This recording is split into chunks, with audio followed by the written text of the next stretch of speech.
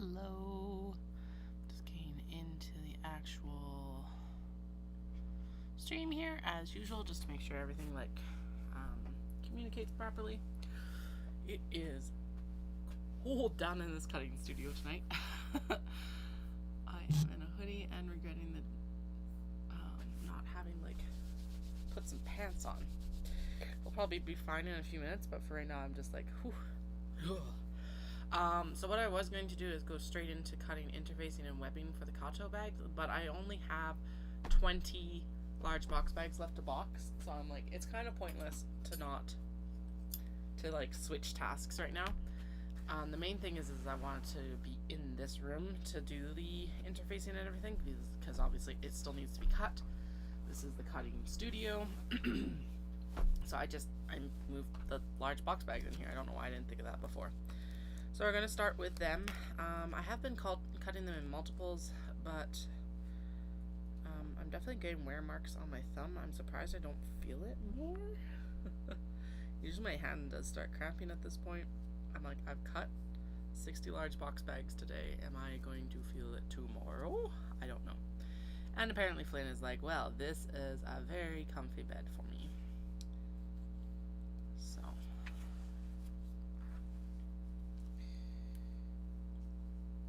Alright, anyway, we're going through and we're cutting the box edges of these because that is the, third to last step. It's not the penultimate yet, but it's darn close. Okay, can I sneak the majority of this pile out from under you? Let's see. Alright, and I'm hoping. So him and Dahlia got into a scuffle. They don't really like each other, and she gave him a pretty good scab on his head that we've been treating with some polysporin. I don't think it's abscessed or anything like that, but it is. He keeps scratching the scab off of it. So he's going to the vet anyway because he's had what we think is a little bit of acne under his chin, but again, it's okay. It's at that point of it's time to go get it checked out before it gets worse. This cat people. Hi, buddy. Yeah, are you gonna settle down so that I can work and you can just chill with me? You're usually more chill in the studio than Dahlia is, so that would be nice. Love you too. Yeah, that's a good spot for you for now. Alright, so we'll cut as many of these as we can. He just settled onto the other pile of 10 bags. So even if we just get these 10 done, that's better than nothing. Yeah, that looks really sore, bud. Yeah, is it itchy? Must be if he keeps scratching it off, eh?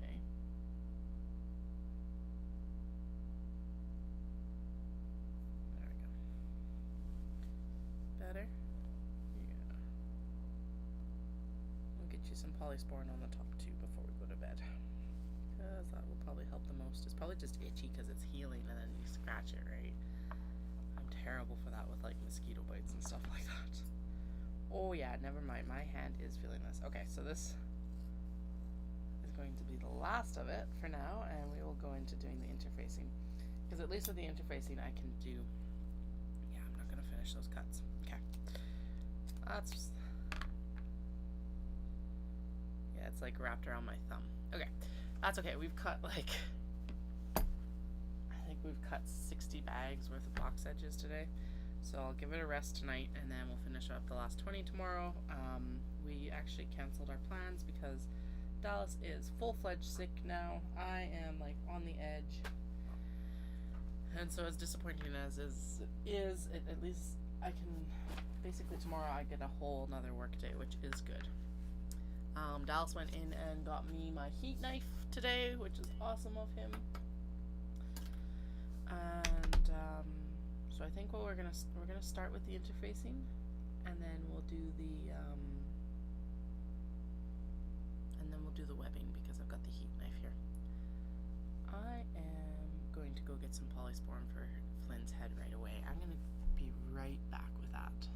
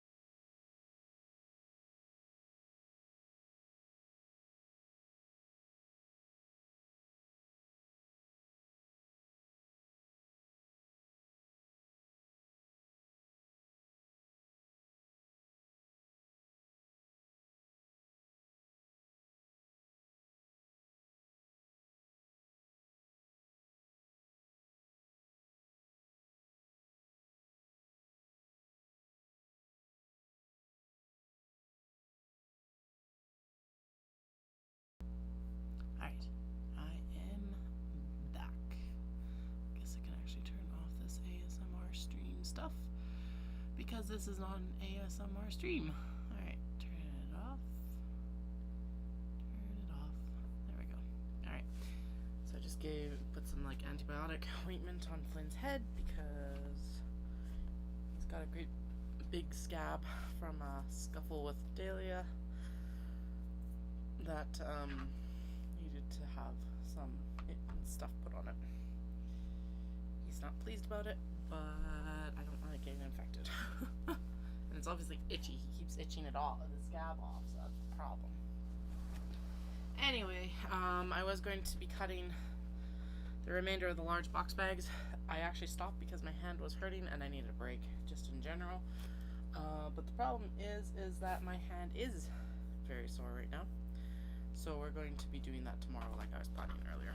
I was like, why don't I just bring it with me into the cutting studio? But no, it's not happening. Alright, so we are at the point now that we can actually do the interfacing for the Kato bags. So we need to do interfacing and we need to do webbing cuts. I actually just realized I probably should do the webbing before I do the interfacing, but oh well. How wide did we determine that this is? So now, and this is also a massive flaw in the plan right now, is it's like,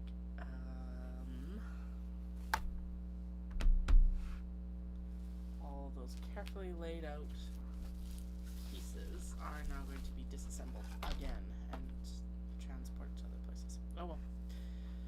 So I'm thinking we'll cut down. How wide is this? Sorry, that's what I actually need to figure out. So we're going to be able to get 2 cuts across. So I think maybe I will start in fusing it right away just so that these don't get too piled up. Or should I... how should I do this? Yeah, so because there's only going to be 2. Actually, I think what I can do then is I can put a couple of the pre-cut halves on this side to balance it out.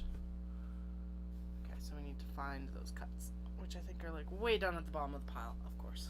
But that way is a little bit just more straightforward, hopefully. Okay, so these ones are uncut.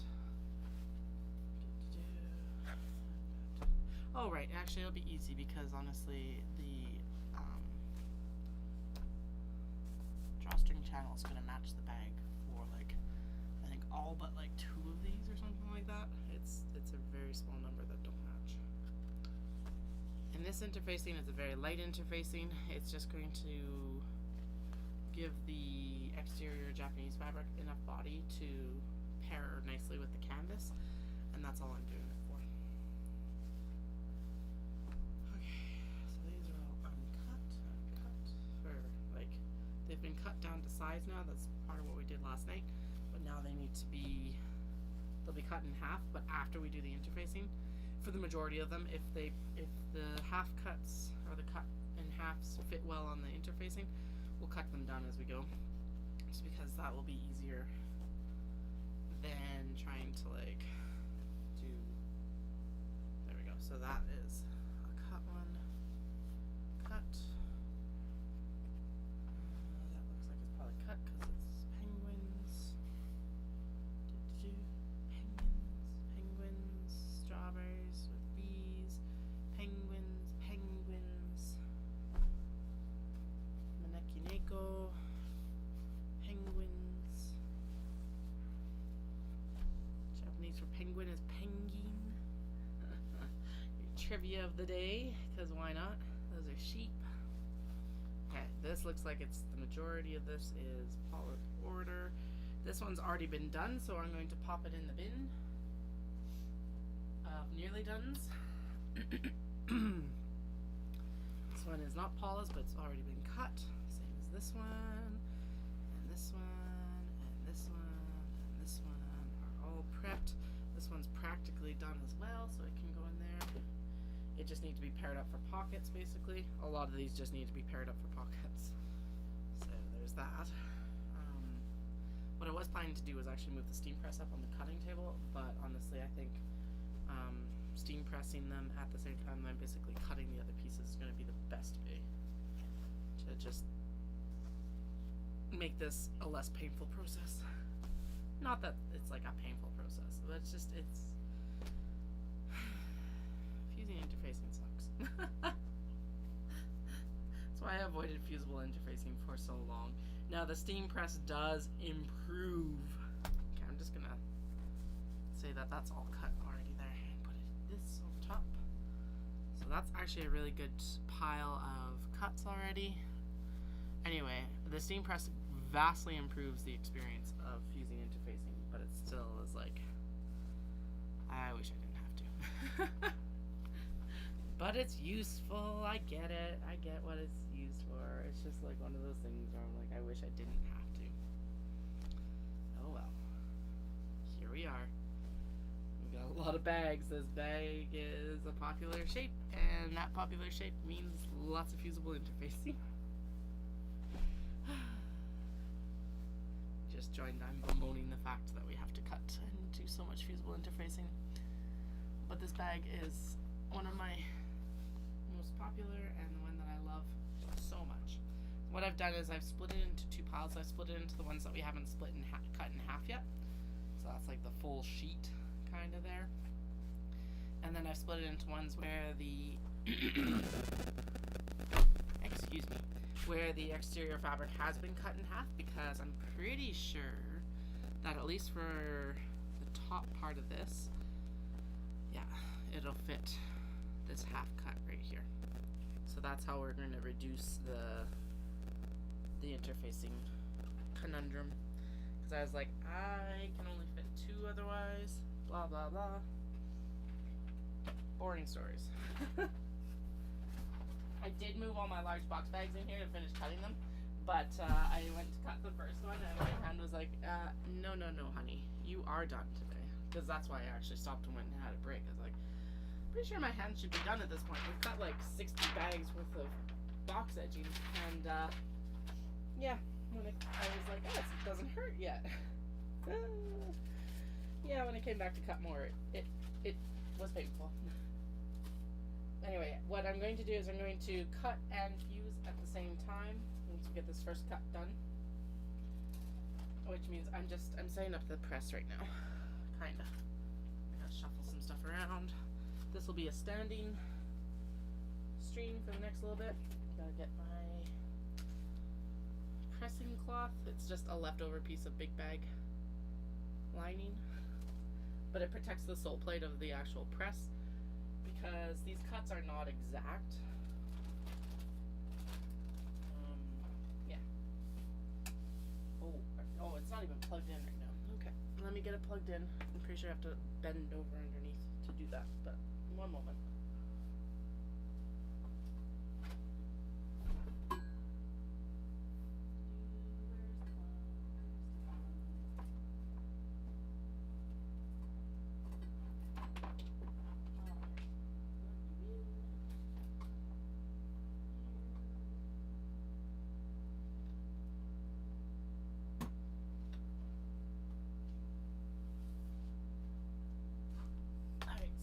Did not hit myself on the head with it, with the table.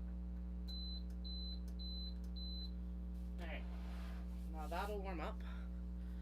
We can cut this part. I was realizing that I was a little bit worried that like it's gonna be difficult to get back in to match these up. But then I remembered that the majority of these actually have the drawstring matches the actual bag, so it will be good. Alright, now in this case the shears are still going to be the easiest thing to use to cut, but that shouldn't be as stressful on my hand as cutting the big bags, because realistically this is just going to shear through. Yeah, that's fine. It's just the pressure of having to like press it along my thumb right here that was going to be the issue with the other bags. Not surprising given how many we boxed today though. Alright, so there's those two ready to go. this half. I am going to trim down this excess here. I'm not going to be perfect, but I am going to take some of it off. And then, am I putting this all in the steam press at the same time? Yes, I am. It's going to need 2 presses anyway, just because the width is too wide for the actual steam press. Like I said, I was actually going to like move this up and show you guys, but in the interest of expediency and efficiency, we're just going to do it like this. So I'll chat with you, and you can hear the beeping. Yeah. Alright.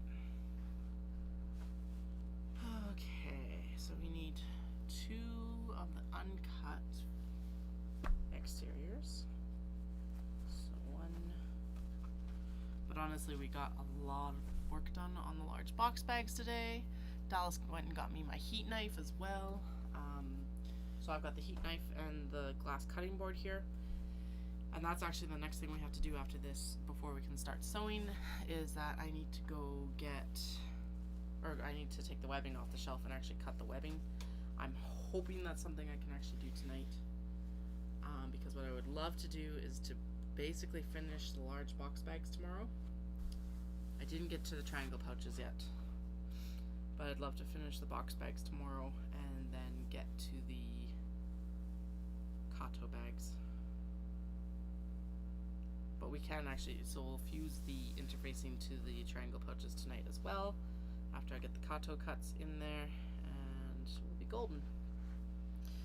I went to put the countdown on that Instagram story, and I'm like, nope. It said 19 days, and I'm like, I don't need that reminder right now. I shouldn't have looked. Like, logically, I know this, but I am in complete denial. I would like to remain in denial for the next little bit. Please and thank you. Okay, I'm going to actually cut 2 more of these, and then we'll lay out some stuff on here as well. And actually this should be hot enough I can press it now. And we'll pull this down. Shimmy. That's gonna beep.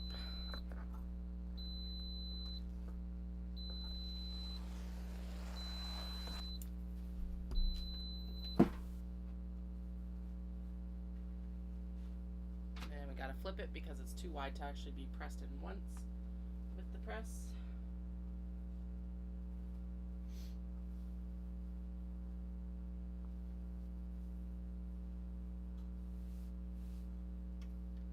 Give it a little bit of steam. Oh, apparently I might need to actually add some more water to that, but that's okay. And then we're going to take out the micro cats in the forest. Lift that and let it cool. Now we can grab a couple of the other ones as well. Alright.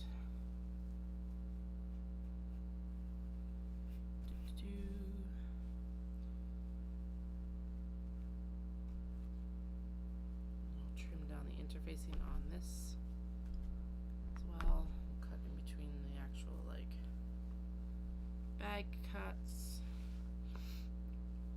Actually, we'll do that right now, right here. So that's 1, 2, and the third here. I'm going to be a little bit less generous with it on this side because I think that shoved it over a little bit. No, it's just tight. That's fine. Okay. I'm going to cut all of these ones down, and then we're going to cut this little bit, this extra at the bottom. A lot of times I piece this interfacing for stuff later. Actually, it would be really good to piece it for like the cat pouches that I have planned. So maybe that's where it'll go later on. These sheep are really low, so let's move the sheep up on the interfacing. Part of what I think I don't like about working with fusible interfacing is it's gritty, because of course you've got all the glue dots that have to be there to fuse the interfacing. Alright, so there's the exteriors that have been done. That should be a nice firm, smooth, finish. And then we're going to take the interfacing should be a nice firm seal. It is not. Okay, so that means that we need to press them again. That one was on top too, so it should have been fine, but apparently it wasn't. But that's okay. Like, this should be fine. Is objectively not fine. I should put a couple more on there, but that's okay. These feel like they're fused in the middle, but they're not fused on the edges. They're not even fused in the middle. Alright. I may need to actually up the heat on it. That might be the problem. Okay. There. That one is fused nice. Typically you want to lay it flat and let it cool down completely before you do anything to it. So that's what we're going to do. And then throw those other half pieces under here, and then we'll refuse those larger pieces. Okay, there we go.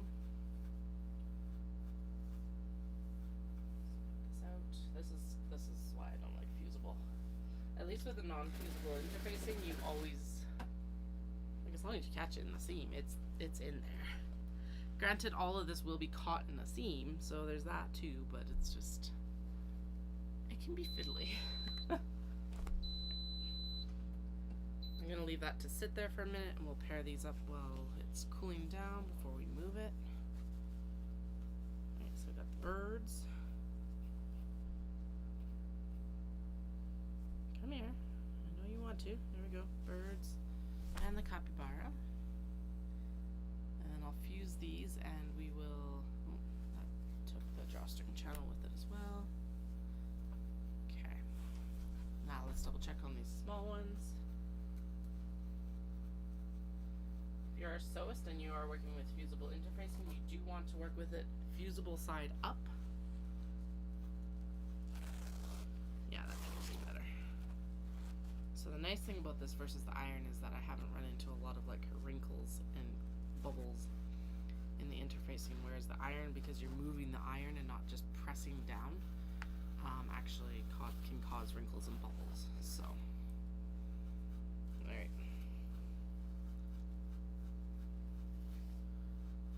I'm gonna pop the, oh, that needs to just even be pressed. Holy caramoly, it must have been messed up sitting in the box. Okay, so when I'm putting stuff in the bins before I cut it, I need to take more care that it is like put away nicely, apparently. Alright. In this case, though, the steam press works really well for it. It doesn't work so well for like those big ones that we had to fix in the pocket fabric, but that's okay. Alright.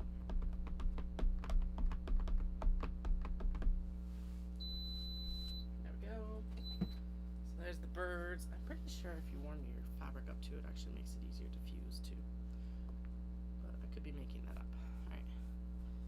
Capybara need to come in a little bit.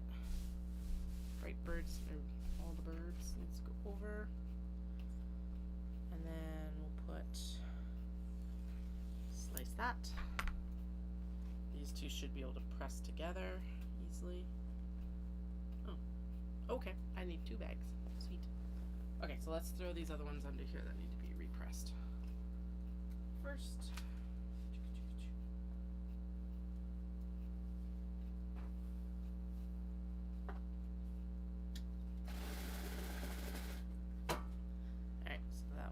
pressed. We're going to prep the tigers and the bunnies to go on this next, or I guess it's tigers and the cats and waves, surfing cats. Alright, so that should be good on this side now, hopefully. We'll flip it and we'll press the other half of it again as well. The other thing about fusible interfacing is it can actually, like, if you do it too hot or too long, it can actually like destroy the glue instead of adhering the glue. There are some with like where the adhesion is worse. It's just like, it's so persnickety. It's actually insane.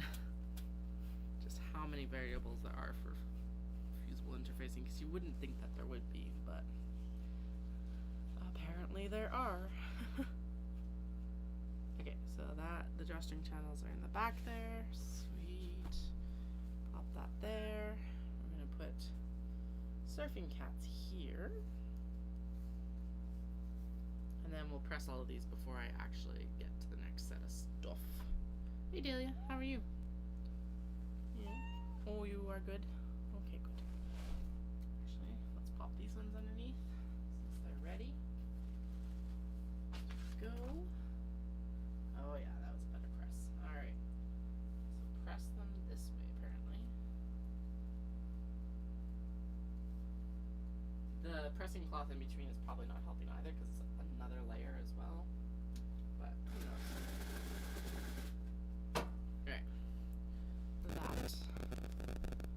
And then the tigers on top here.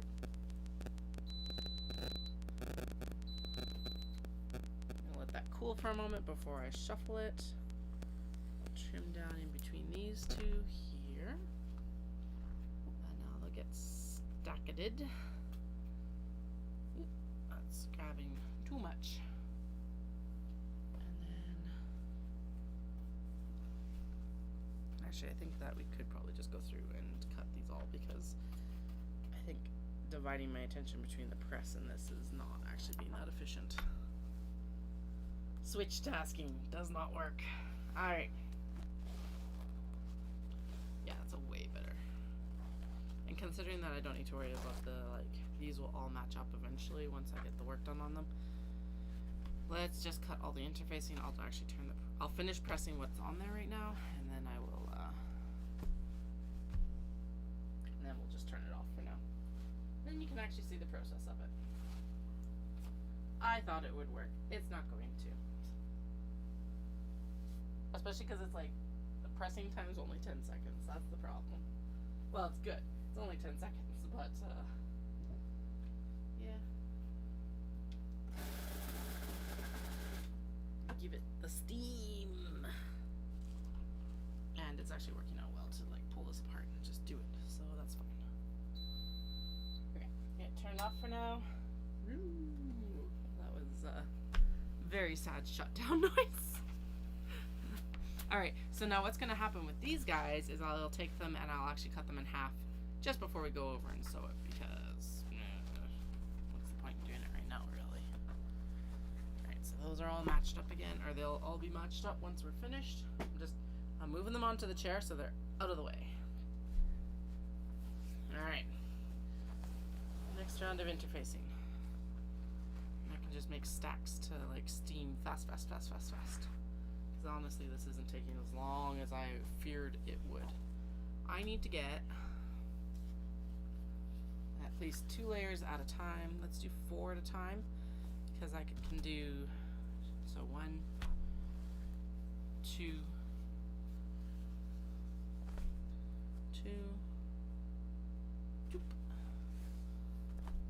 3.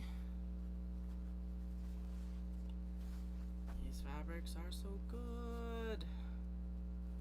So there's 3. We're so close to being able to sew these, both in just like logistics of stuff and for like actually getting them cut down. Is this one already cut down? It is already cut down. Why are you in this pile then? The heck? The hex. Okay, 4.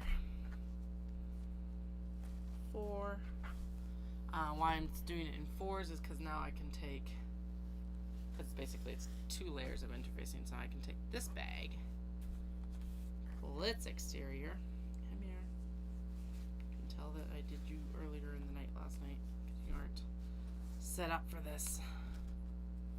Actually, on top of that, I should put the drawstring channel at the top, because that is the first thing we will be sewing when we go to sew this. So now we'll lay out the one, the only, blue bunnies. So I was thinking that I was going to be like pressing and cutting interfacing at the same time, but honestly the switch task just didn't work. So we're just going to lay out all the interfacing, cut them all. What I was worried about is like last year I had a bunch of bags that didn't have drawstring channels that actually matched the exterior of the bag. But since we've done so much like prep work and matching the stuff to the stuff, like clipping together the pockets and the linings and the drawstring and the canvas, I don't have to worry about that this year as much. So we're just going to go through, just do the interfacing, and then we'll go and we'll just do the fusing, and then we'll just do the last thing, which is cutting the webbing. And then we'll go and we'll do the hardware. Because hardware has to be matched up with the webbing and the bag. And thankfully I only have a few options actually of hardware. But I do the D-ring tab so that the bag is actually convertible to a crossbody bag. I just realized I was going to bring in an example. Let me go grab the Kato so you can see what it is.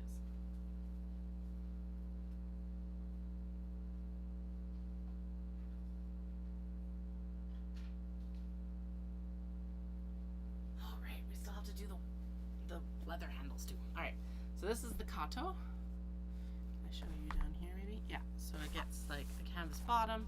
Then we put the exterior there.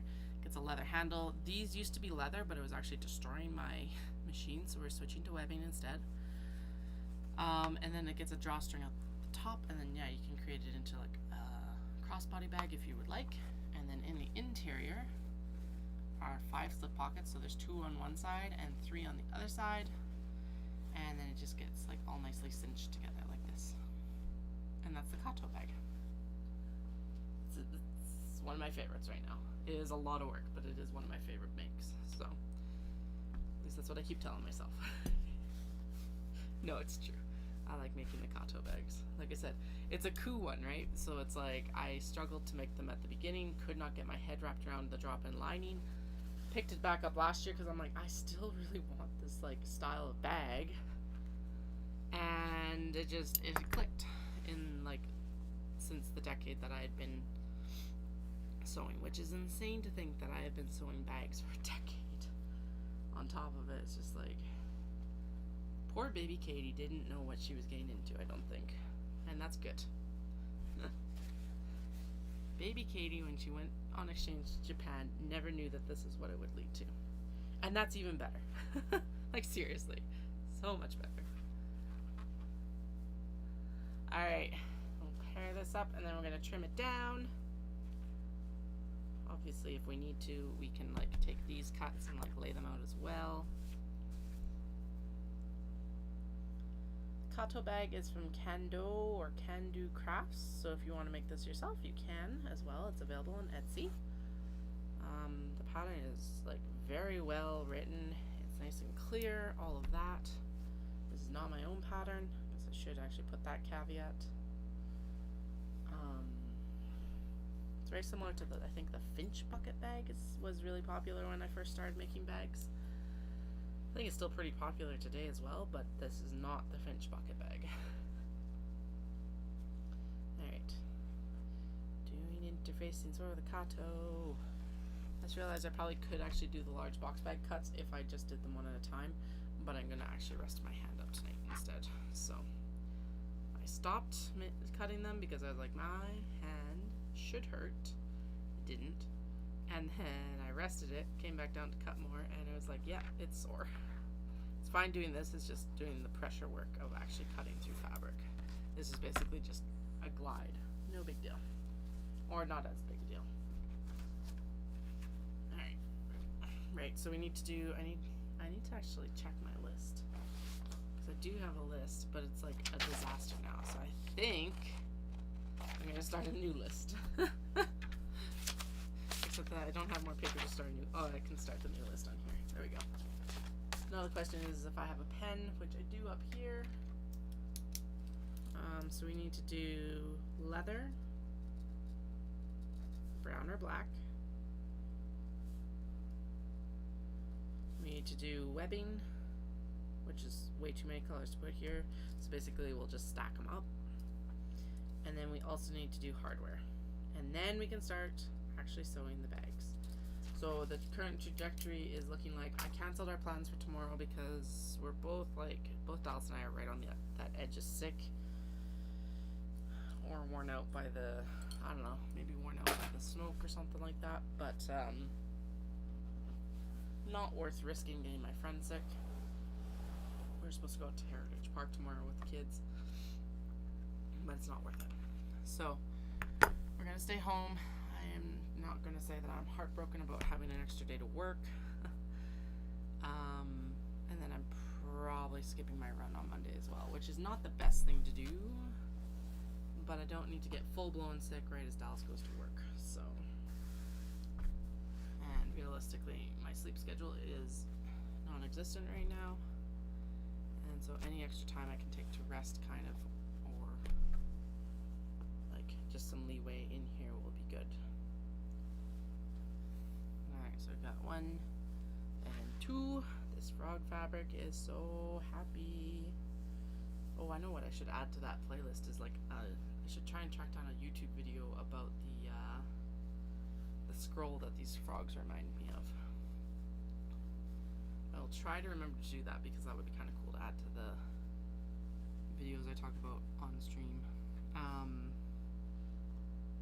Typically it is videos I talk about on stream, but we have talked about also, I was like, these are very Japanese looking frogs, and I'm like, why would frogs remind me of Japan?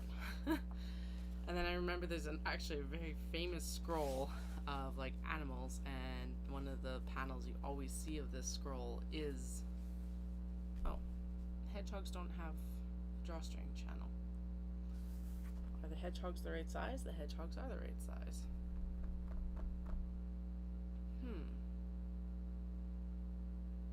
I don't know if I have fabric for drawstring channels anymore. Oh, I do. Okay. Okay, so we'll trim that down in a minute. Let's pop it here. Anyway, like the most famous panel you see from this scroll is always the frogs. So that's why the frogs remind me of Japan. Is because there are frogs in a scroll in Japan. There we go. Now you can actually see what I'm cutting instead of me just talking about it back here. Alright, this half cut does not fit on here, so let's see. Why did the other ones fit and that one does not? Realistically, it's okay if it doesn't, but it would be nice to be able to use that interfacing. Alright, that one doesn't fit either. Maybe these are too wide?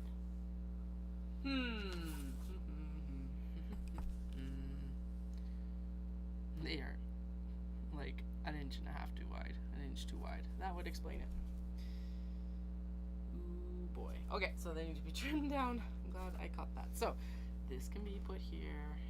That's fine. It'll stay. And this can be clipped here. So we'll work with the gray cats first. And then we'll grab a couple of the other ones that have been trimmed down correctly. And then once I clear this interfacing, we'll trim these ones down. We'll pop it here now. Okay. Always an adventure. I don't know why those ones aren't trimmed down. Although the frogs don't have... Do the frogs have a drawstring channel? Well, and there's the hedgies. So the hedgies do have a drawstring channel. Do the frogs? Frogs should. Micro dogs do. Cats do. Do the frogs have? Yes, they do have a drawstring channel. I remember cutting it last night because I'm like, there's a big wrinkle in the middle of it. So which bag does this connect with? That must connect with the citrus fruit, which also I know for sure has a drawstring channel. And it just got pulled up with the fabric. Okay, sweet. Okay.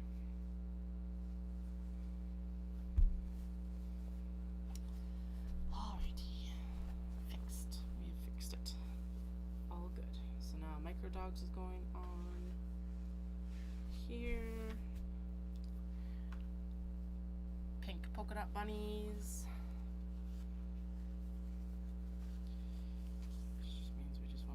That, and then we're going to clip everything back together so it stays together, hopefully.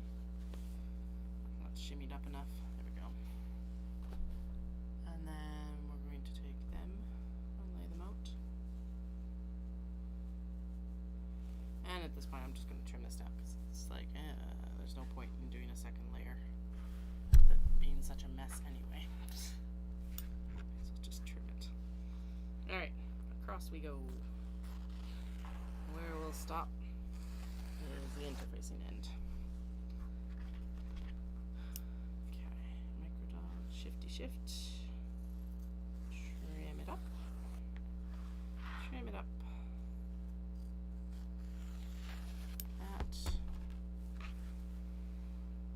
Yes, and City Vancouver is about, well, the first day of the event is 20 days away. The actual, like, why does it have, oh, because I've marked it as an all-day event, so it's like, I'm counting down to the 22nd, which is the actual first day of the event, but it's like, it's classes. Now, granted, my countdown is shorter than the actual Knit City countdown, but still. Right, we're going to trim these down. They need to be trimmed down. So I did trim them down last night. I must have just not cut enough off of them then. Oh yeah, no, definitely not. Interesting. Alright. Well, I'll trim them down now, and I bet you their drawstring channels will be too large, but we will fix that when we sew them. Okay, so we'll square up on this edge.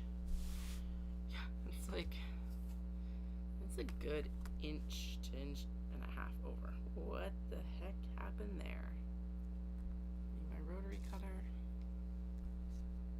And I actually just realized I need to run up to the washroom, so I will be right back and we can finish up these guys' interfacing at that point. Alright, see you in a moment.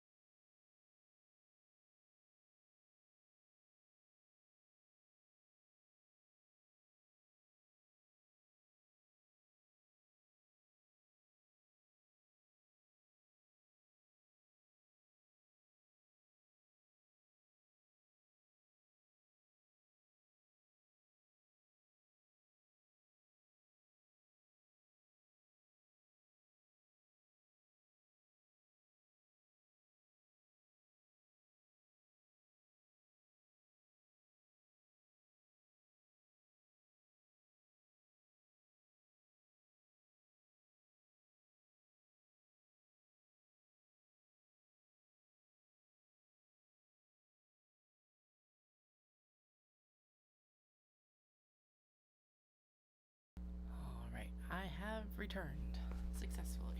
Alright, so we trim those down. Now we need to do the interfacing cuts. Just kind of shimmying that up there so it's out of the way a bit better.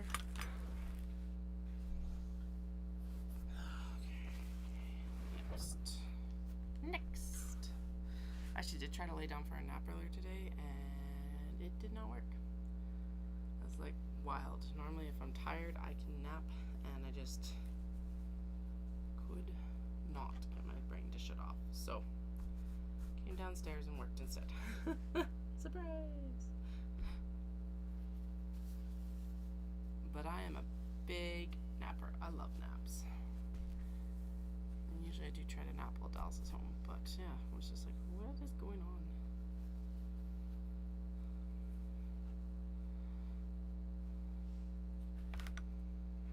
Alright, I'm going to trim up this interfacing for these cuts.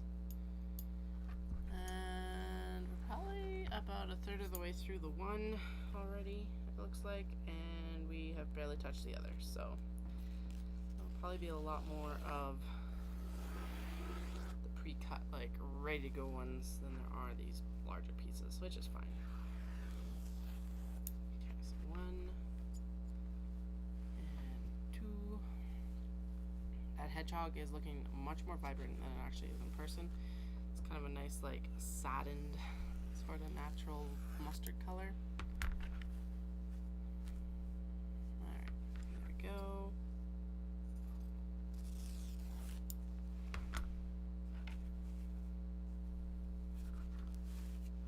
Next round. Next we're going to do the cats are back in town on Ivory. Now that like I've used all that pocket fabric up, I am slightly worried that I'm going to run out of interfacing. I don't know how I would run out of interfacing, but I'm just like, it would be my luck. Oh well, that is a very clear demarcator of what bags will get done and what will not. Unlike the pockets where I'm like, well, if I don't make them all, that's probably better anyway. But let's make pockets for them all because we can, and we did actually. I'm impressed. We got all the bags I have cut right now for Kato. Pretty much. There's like a couple missing, and that's fine.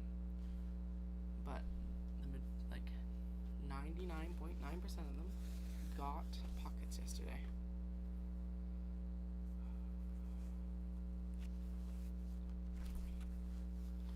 I talked about not being able to nap, and I'm like, I could go for a nap now. It's 8 o'clock. If I went for a nap now, I may as well go to bed. Which Dallas would argue would be the better solution. But I'm stubborn. Very stubborn. Alright. I did say this wasn't really, I guess it's still not really a sitting job, but.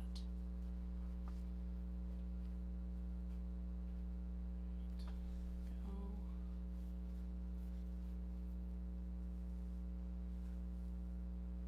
So I did start listening to the Vampire Knitting Club, which is one of the books that Andrea recommended, and I'm very much enjoying it. So far, it's just, yeah, light, cozy mystery. I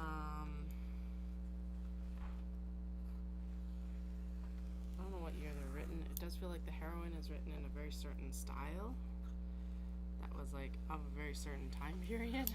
At least I recognize her from like some of the YA that was probably written around the same time. But she's likable. And there is a lot of books in the series. So there'll be a lot of listening fodder there. I obviously don't need to listen to it all at once, which is nice. I don't know if there's continuity between books. But I am starting with book 1. More what I mean there is I don't know if I'll have to keep track of like plot lines or anything like that between the books. So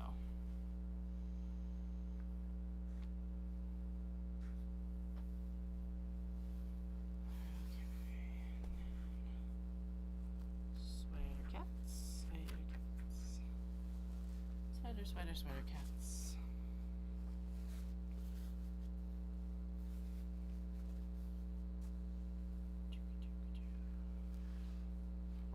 cats. It's like sketchy cats in sweaters, I think is the best description of it. Because they've all got these like different patterns on their body, so to me it looks like cats in sweaters. If you can get your cat into a sweater, I am extremely impressed. The ducks, smile ducks, are coming.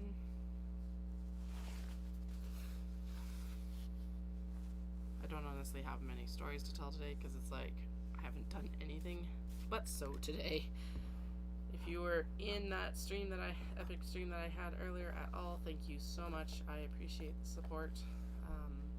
YouTube is actually the one channel that's still pretty much like one of the only channels that's growing with any regularity, which is awesome. Yeah, TikTok's kind of at a standstill. Instagram goes up and down regularly. Kind of stuck just over the 4,000 mark, which is amazing. That's a lot of people. But it's kind of just stayed there. But Instagram has been growing steadily, or not Instagram, YouTube has been growing steadily. It feels like it's definitely rewarding consistently posting versus like Instagram, which is basically like, well, if the algorithm gods smile down on you today, you will be known on the Instagram for today.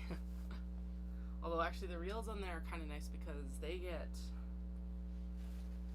it doesn't seem like they get kind of shuffled to the back as much as the posts do. So they continue to like get views far after when I would expect a post to like no longer get views. So that's nice, and that makes it worth putting the effort into them as well. The shift from like photos to video was a really hard one to do actually. Well, I had the advantage of having had the podcast experience, so it wasn't like an insane jump for me, but learning what was going to work for the reels versus like even TikTok is a learning experience. Again, it's like one of those situations where it's like you just, I don't know, it seems like even if you do it consistently, it's luck a lot of the time. And that's fine.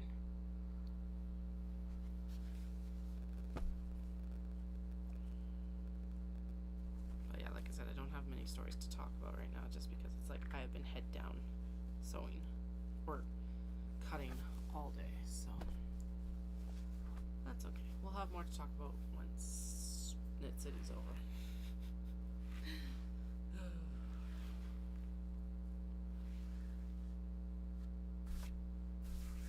Go.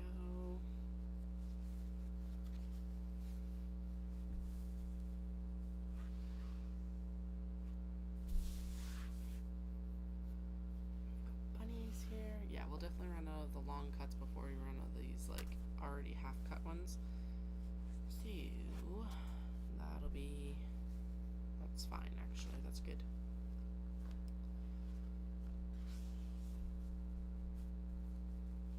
I'm just putting the drawstring channel on top when I'm thinking about it.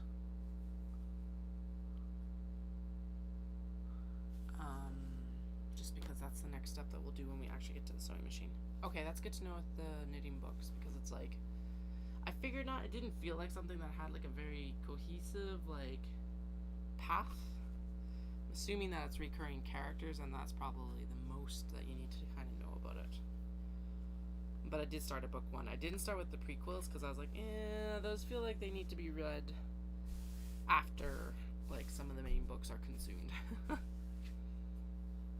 At least that's what I usually find with those like prequels that get released. I don't know. I could have made a completely wrong guess there.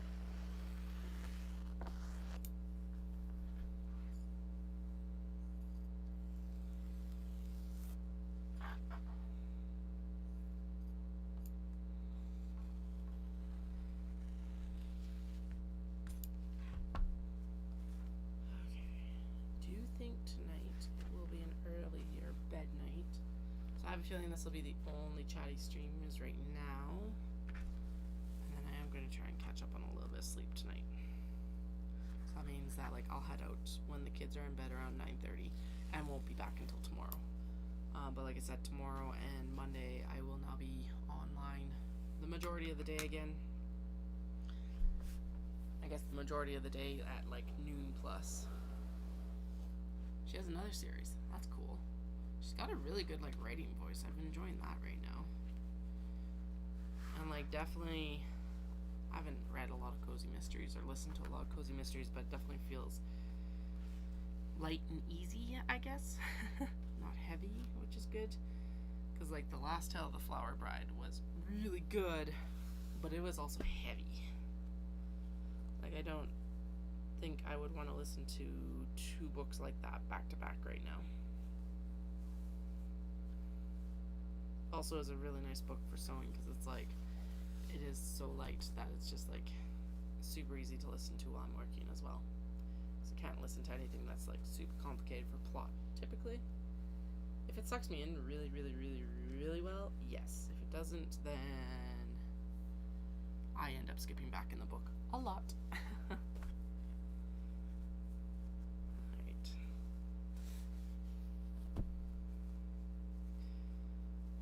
We are getting there, slowly but surely. And once these are actually all cut, I'll move the steam press up and then you can watch the steam press because it is kind of cool. We'll also press the interfacings to the triangle pouches so they're done. Because some of them ended up with fusible interfacing.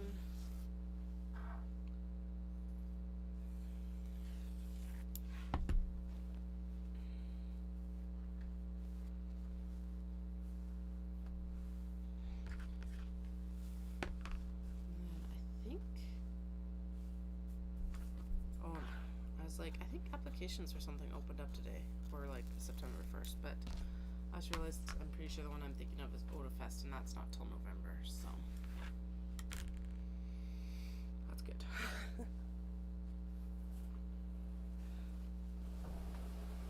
So what I did with these interfacing, it's on a dowel underneath the desk, and then I put like curtain rod holders underneath the desk, and so the interfacing is in between the 2 dowels on the cutting desk.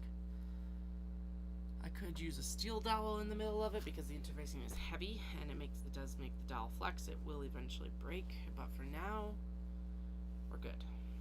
Again, one of those things that can happen after Knit City right now. Right now it's just head down, Knit City.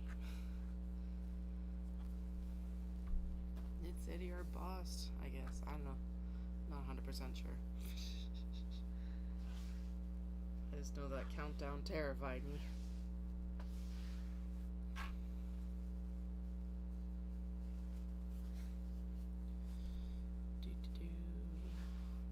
Polka dot bunnies. They're super cute.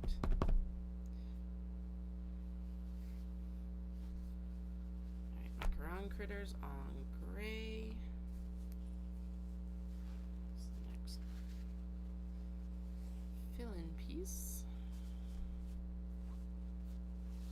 Basically, I'm moving the drawstring channels up because when we start sewing, that'll be the first thing we sew because I have to hem the edge and then they actually have to be sewn, basically basted together along the bottom just so they're a little bit easier to actually install into the kato bag.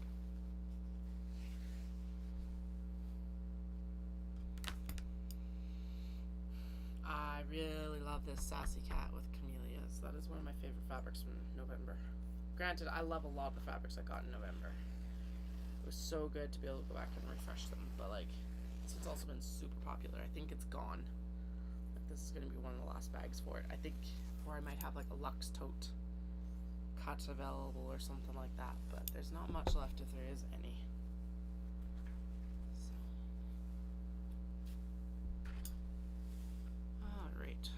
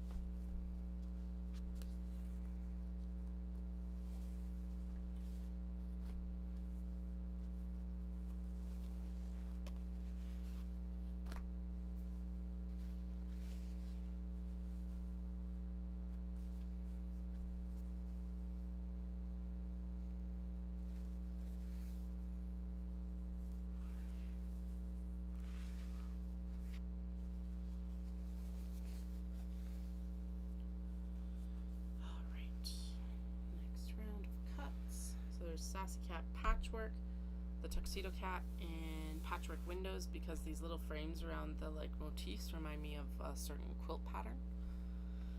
I cannot for the life of me remember what it is, but that's what I think of every time I see it. And then the Macaron Critters on gray.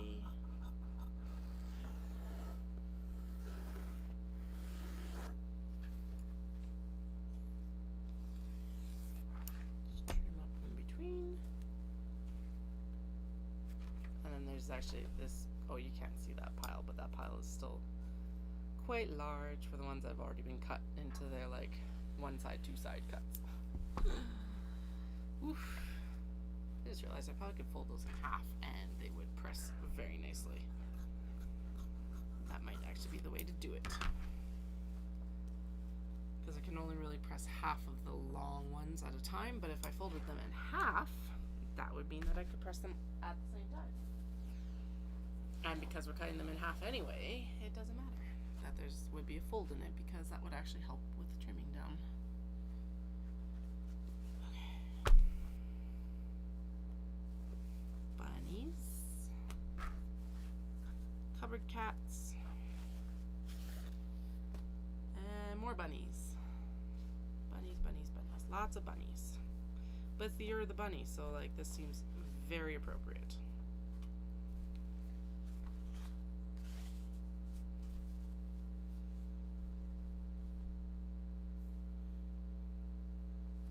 Yeah, and the more I look at it, the more I think what we're going to do is we'll chain piece the bags individually instead of doing like a mass chain piecing of a bunch of like pockets with interiors, blah blah blah. We'll basically chain piece the bag together and go from there. Alright, line this up with the top here. I will move these linings over there, over to where the big cuts are actually once we finish this. Cats.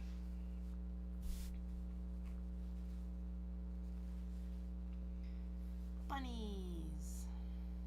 And then this cut that I'm taking off from underneath these shorter pieces, or like the already half cuts, I'll piece together for something else, typically for wristlets or notions pouches. Excuse me, notions pouches. Those are the best ways to typically use them. So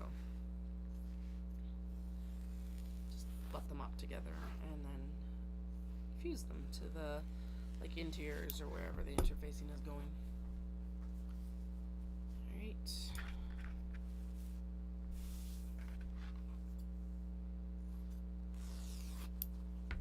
Okay, so these are the last of the long cuts that haven't been cut in half yet. There's not much left there. So we're actually going to move the lining cuts that we've been piling up here over there, because they are going to overtake the laptop and then I won't be able to see the stream. There we go, and then we will pop these here, and then it'll be a dwindling pile instead of a growing pile. There we go. Alright.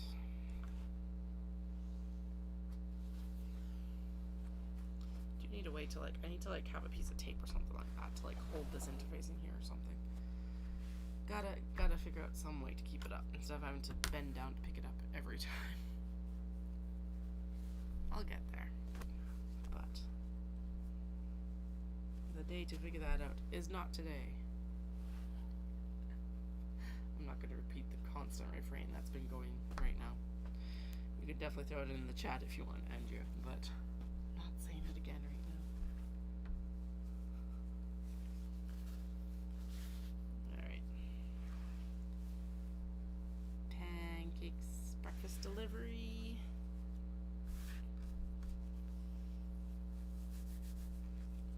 That's gonna need a little bit of care when I actually put it under the press because of that curl in the corner here. I'm gonna actually throw a weight on it for a couple minutes. That should in theory help. We'll see if it does. It's not pressing it, so who knows, but it is a little bit of weight. Then the fans, then the bunnies, and then the scissors. Oh.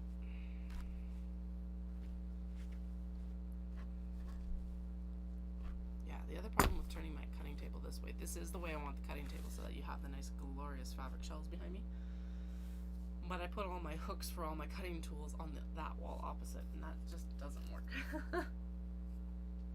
Not anymore. It did when I was standing over there to actually sew and stuff like that, but now that's like I'm working on this side, it doesn't work anymore. So I'm gonna have to move my command hooks.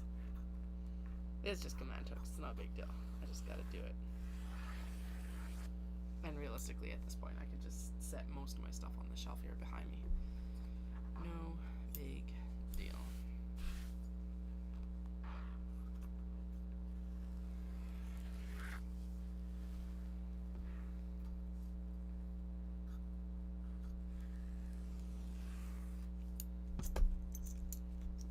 Yeah, that helped a little bit. Sweet. I'll still need to take some care when I'm like pressing it, but that's okay. Okay, bunnies. Like that pile grew, but that's right, we swapped to the lining with the pile. Whew.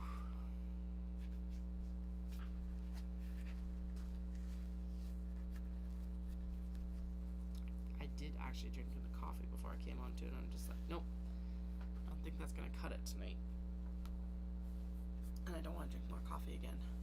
Didn't seem to affect me too much last night once I got to bed. Like once I got to bed I was asleep, but I don't need to play that roulette again tonight. Okay, we are actually almost done these longer cuts. Looks like we've got like 4 with this one, maybe.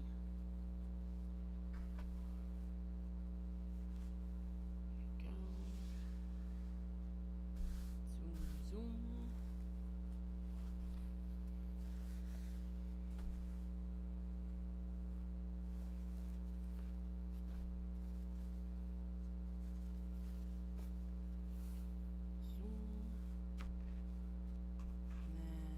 This side we have more bunnies. Surprise! I think there's like 3 bunnies in this sage fabric for Paula. And doof, doof. Go.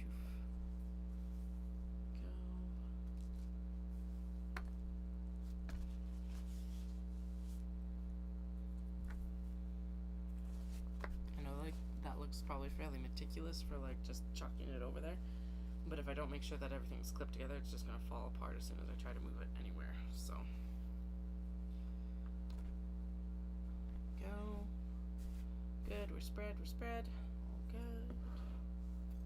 Trimming it up. Go.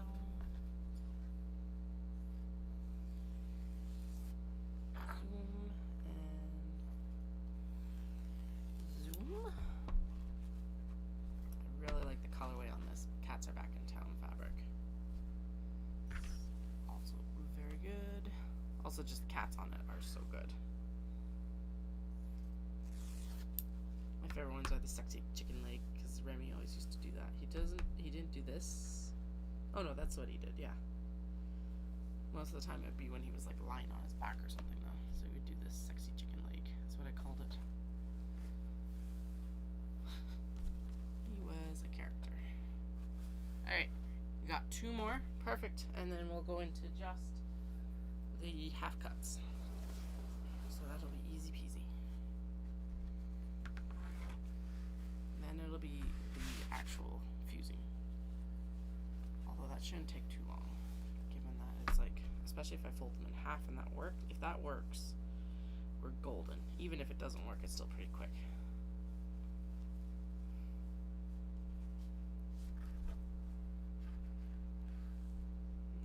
Clip over here.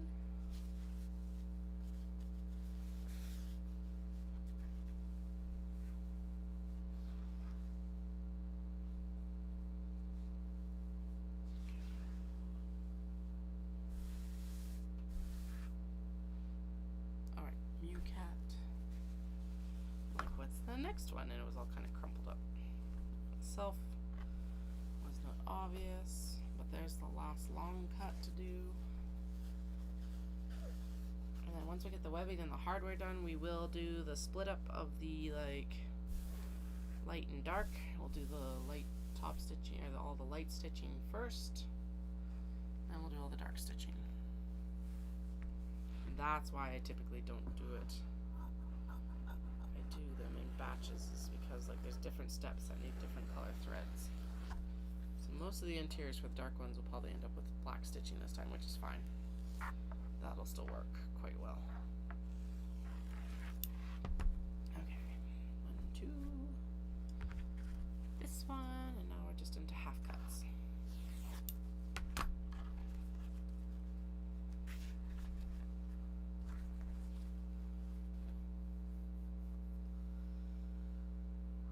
So there's a big pile of them over here. It's probably about the same amount as what we just did or more. About the same amount. But they'll get a little bit different layout than this one. We'll see what I can do to like expedite it or make the most of our like fabric or the interfacing we have here. Okay, so that's gonna go on top. This comes over here. This slides on top here. And then it gets a clippy clip. Okay, so I think the most like material usage efficiency is this direction.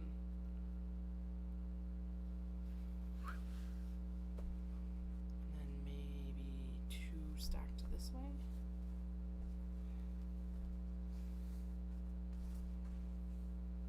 No, actually it would be the exact same way as I was cutting the other ones, just in 2 pieces instead of 1 piece for the long cuts. So what we'll do is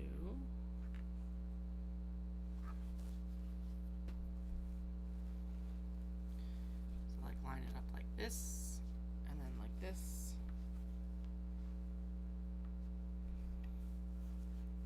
this, and this.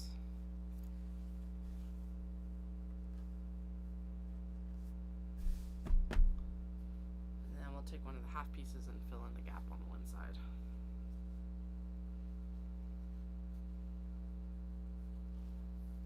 Like this.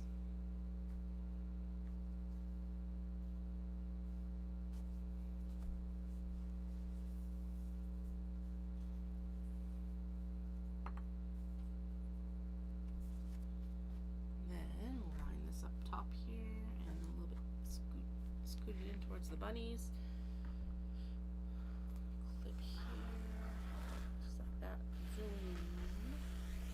And then actually in this case I'm not going to cut in between these 2 until we go to stitch them to the canvas base. So I'm just going to cut this in half, and then they'll be pressed just like the long ones were.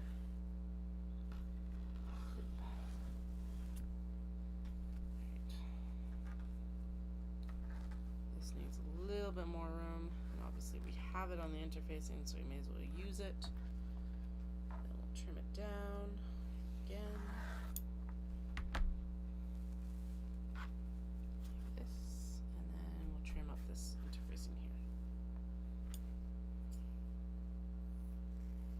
Worried about the selvage here because it'll get sewn into the, not that you can even really see that on camera, but there's the white selvage here, but that'll get caught in the seam allowance, so I'm not worried about it.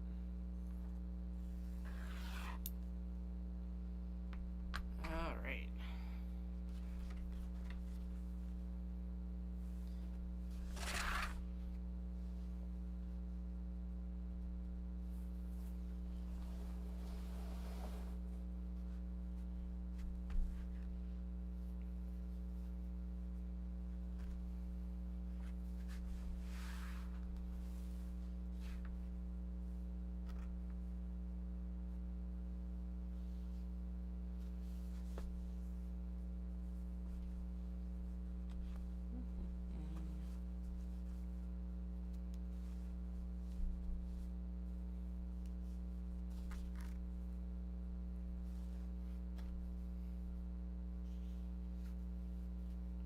Actually, what'll make this pile go faster is the fact that we're now pulling 2 bags out of it instead of like a half bag every cut.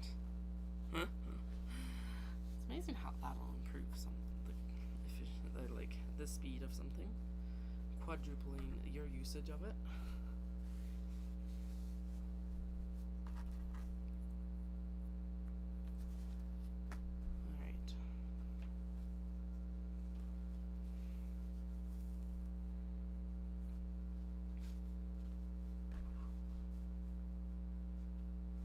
Are you still working on the socks, or have you started a new project now?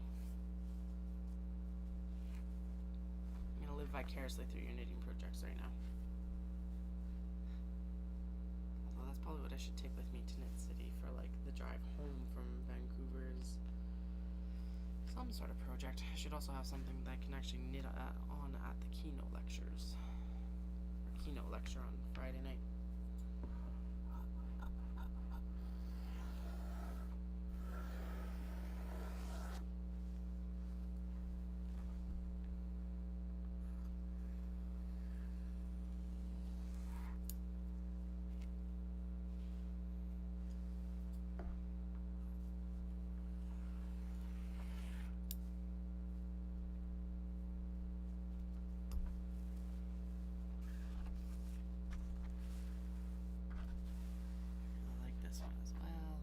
Of course, I like all the black cat fabrics, but there's just some that I've like so good, so good.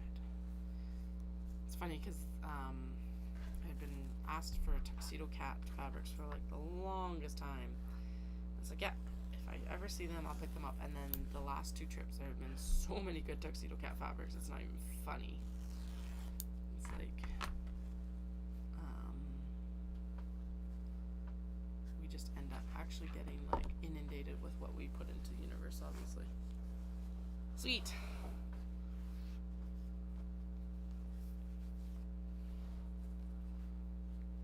I think the next project I think I was talking about this last week, but I think the next project I'll start. So what I should do is I should actually kick up the yarn before. Oh no, I should work on the colorwork stockings. That's not very good car knitting because it ends up having like charts and motion sickness involved in it. Actually, I don't know. I think my motion sickness has gotten better since I had kids, which is one of the wild things and one of the positive things out of postpartum that it'll take. But what I was going to say that I want to start is the calligraphy cardigan again by Hannah Fettig, and I've got the yarn for it, so I should cake that yarn up. Do that, and that would be good car knitting because basically it's a raglan sweater.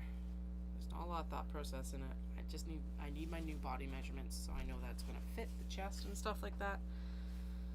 I've knit this before. I really like the shape of the collar and stuff like that. But it was like one of the first sweaters I knit. I knit like this part way too small, and like it gaps weird. The raglan fits me really well. It's just I hadn't figured it out by that point yet. So I think that's what I should do. I have a better understanding of like my body shape now too, and like where I need to add length, because I figured out through knitting that I have a long torso and high arches.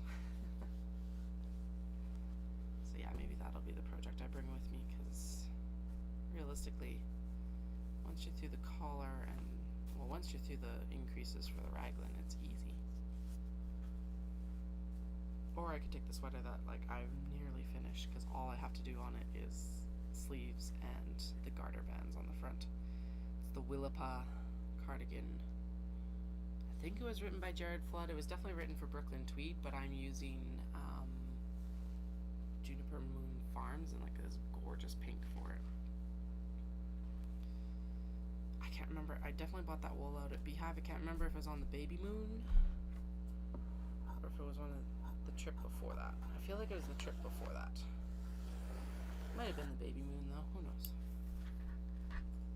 So glad we did go on that, because we him and hawed about doing a Baby Moon, and then I was just like, no, let's do it, because we don't know when we'll be able to travel again. This was February of 2020. We went in early February. I was like, COVID's kind of coming up in the news a lot. I don't follow a lot of news. I stopped reading news quite a few years ago. I've probably consumed more news in the last 3 years than I have in the last 10 or 7 before that. And I was like, yeah, that shouldn't be a big concern out in Victoria. You're fine. Little did we know. Thank goodness we took that trip. I would have been so peeved if we had him and hawed longer and then decided to do it and not have been able to do it, or at him and Hod and then decide not to do it. That, I don't know which would have been worse. Probably hemming and hawing and waiting longer. But I didn't want to be too much further into like my second trimester because we were pushing my third even in February, so. Alright.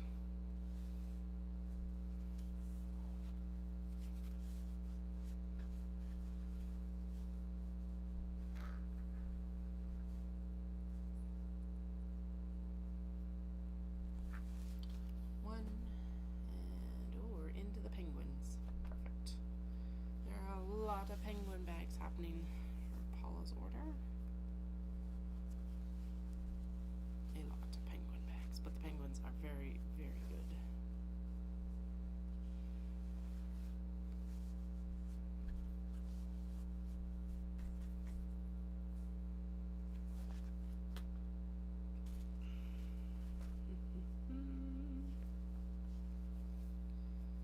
Alright, sheep, sheep, sheep. Sheep, sheep, sheep.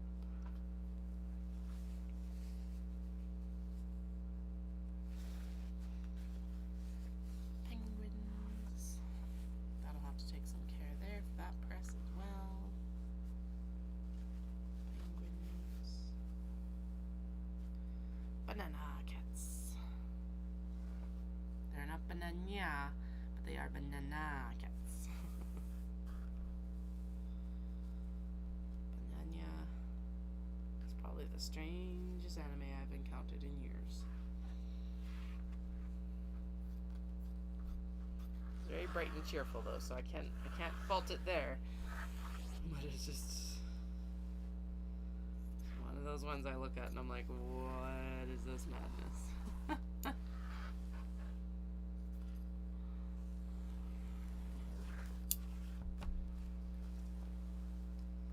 Although it is a very clever play because on like words, because the Japanese cats say nyan instead of meow, and so it's banana. So I also can't fault them there for that like excellent joke.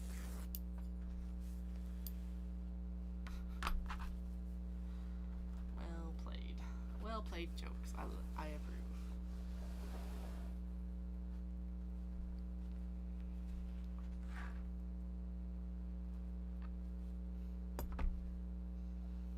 More penguins.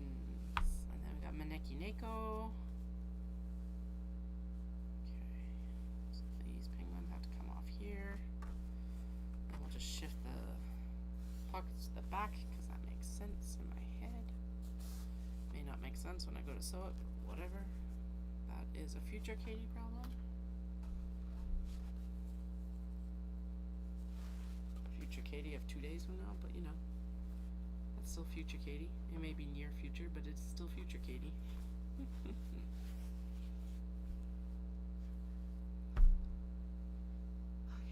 and then we've got Maneki Neko, which looks like this is also buried all the way underneath.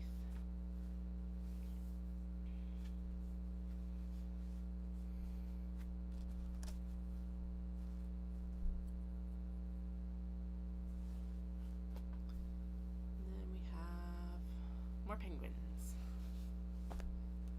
We have the coral penguins. Alright.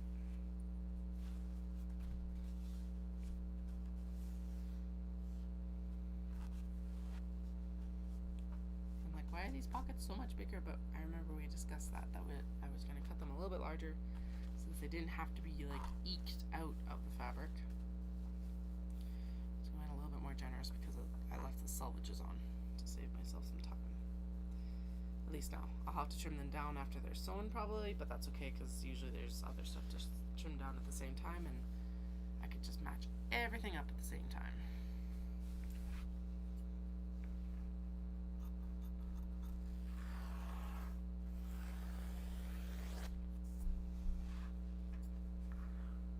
Get the Kato trimmed down.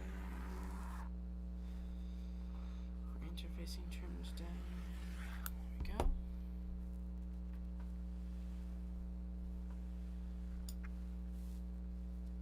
All I want to do is do the fusing and be done. We're super close. Not really. But I'll tell myself that. Closer than we were when we started. That's the key.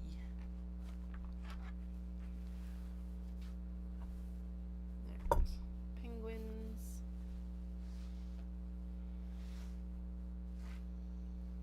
And we're gonna get these two. More penguins. And some bees with strawberries.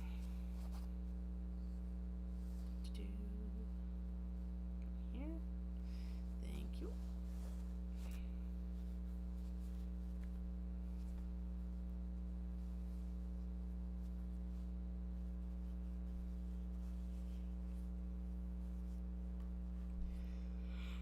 Oh dear.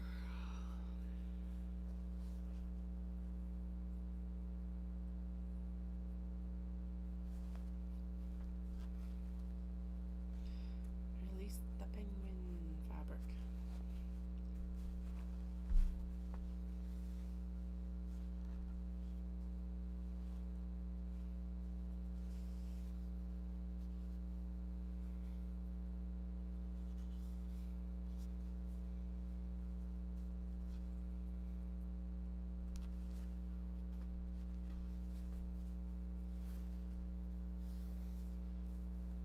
Sorry, I always said this is going to be the chatty stream, but apparently it's just a, like, chat when I want to stream. I guess it's better than sitting here, like, silently, but...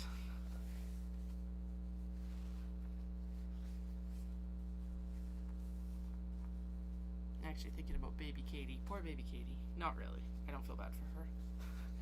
Because it is now, would have been, like, the third day she would have been in Japan. Way too many years ago. 14 years ago now.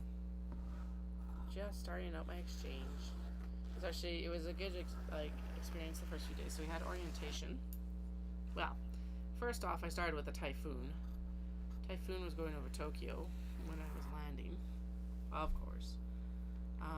Thankfully we landed. We were in a 747, so I think that was part of it. I don't know if you'd be able to land some of these smaller high capacity planes anymore in that sort of weather. We probably would have to like circle around and go somewhere else, but yeah, that was not a fun experience because the 747 at that point had like a front wheel camera, and my goodness, the amount of nausea after that. I hate landings now because of it. It's like my least favorite flying activity. I'm also more of a nervous flyer than I used to be, but that's okay.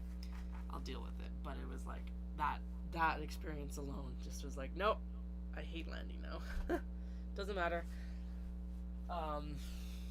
Anyway, that canceled all the flights out of Tokyo, so I got extremely lucky. I'd never been to Japan on my exchange, or before my exchange, blah blah blah. So first time in the country. It's also 2009, completely different language barriers than there is now. No iPhones, no cell phone because I couldn't take my Canadian cell phone over. Well, I probably could have, but it would have been very expensive to run over there. And it was a flip phone anyway, so it wouldn't have had Google Maps or Google Translate or any of the tools that I use now. But I lucked out in Vancouver and ran into a student that had been at UBC. And so he was going down to Osaka. So he got me and 3 other of the like students on the Shinkansen, the bullet train, from Tokyo to Osaka. I was so jet lagged out of my head that, like, between that and the nausea of trying to land 3 times, I was like absolutely useless. And all of that. But yeah, we were so lucky that we ran into this guy. So he like ducklinked me and 3 other exchange students down. We just made it to the seminar house as they were like closing up registration for the night. We were so lucky. Anyway, so we did that, and then the very next day was the start of orientation. They did like testing to kind of see what your Japanese level was at the time, so you got placed into the correct classes. My roommate for the first term was actually from Ecuador, which is super cool. That's actually why, like, if people go over for exchange, I think homestay is really good as well. But honestly, I really enjoyed the fact that I stayed in the international dorm. I think I probably had better connections, or like longer lasting connections from staying in an international dorm. What else did we do that first week? And then it was like, I met some of the stodgiest people on exchange. It's like I met some people there, it's like, why are you in Japan? Like, on exchange of all things. His name was Joe. And it was just very arrogant and ignorant opinions, which was, I'm just like, you're here to like broaden your horizons, not keep them the same as at home. At least that was my thought process. So yeah, that was the first week in Japan. For some reason my laptop battery, or not my laptop battery, but my laptop cord died. I don't know how. Maybe something on the plane did it. That's what I think, but I don't know. So I had to find a replacement for the laptop cord. That laptop actually died in Japan, so it was kind of a useless endeavor anyway, but I did limp it along for another 4 months.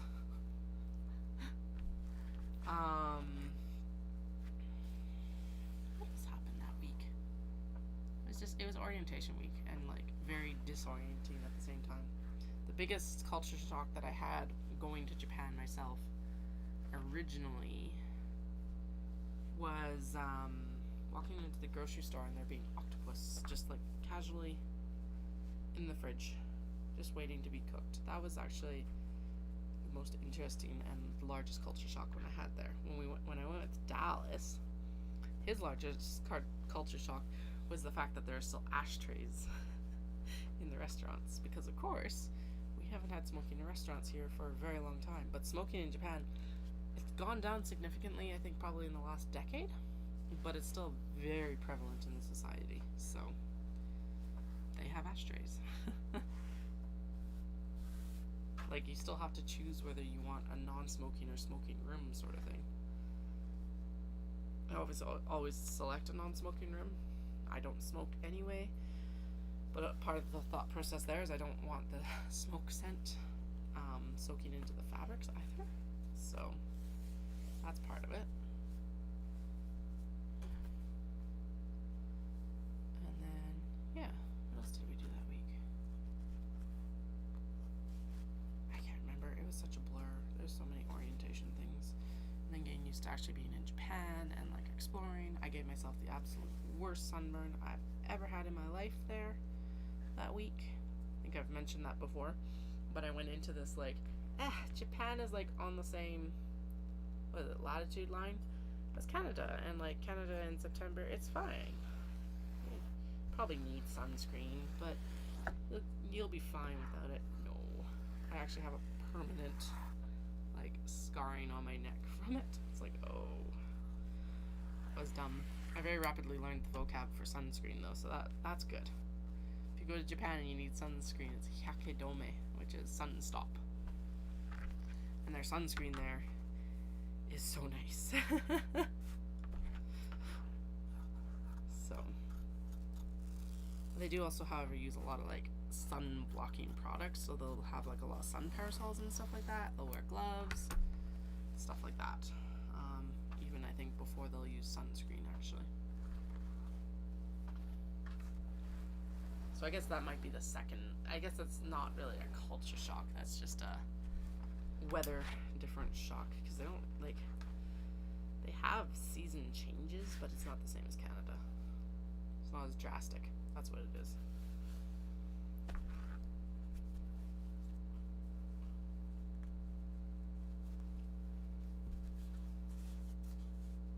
I still need to actually email the lady that interviewed me to go on exchange and just be like, thanks. Should actually do that this week, because she'll be back if she's still at the university, she'll be back at school this week. Which means she's gonna start getting inundated with requests from new students here, but probably hearing from an old student might be really nice. That's what I think anyway.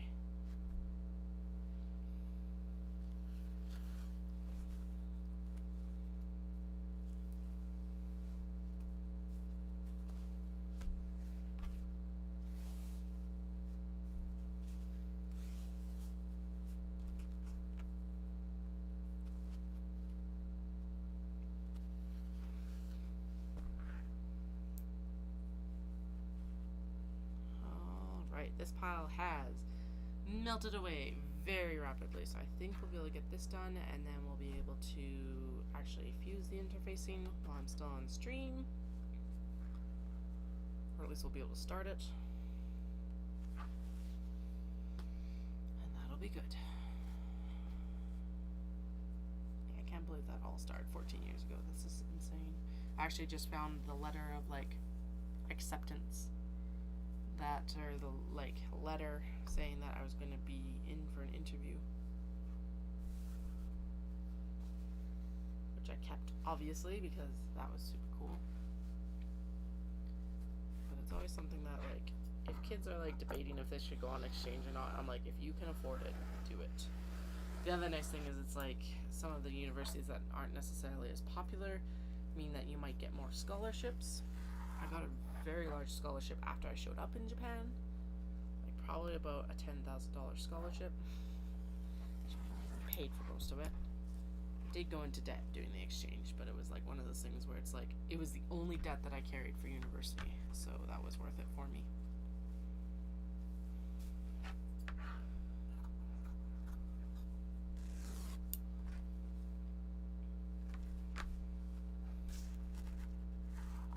It also didn't help that, like, obviously I couldn't transfer the credits over to an English degree very easily either. So if it actually been like something I could transfer over, I probably wouldn't have had to take another year of my degree, and that would have reduced the amount that I had to take out in student loans, obviously, if I'd even had to take out student loans. So that's something to consider, but I think, like I said, it's still just like watching myself with what I did with an exchange that was useless for an English major is just, I think, proof that you should go where you want to go, I guess.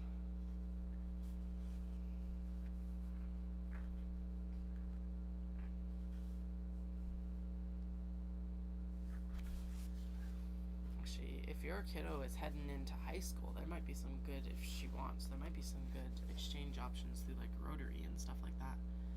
I know when I was in Girl Guides in Invermere, we had a girl that came over on exchange in high school from Finland, which was super cool. I don't know if that's something she would want to pursue, but there are options pre-university, although traveling as an adult, I think, is like, for that sort of experience, is really good.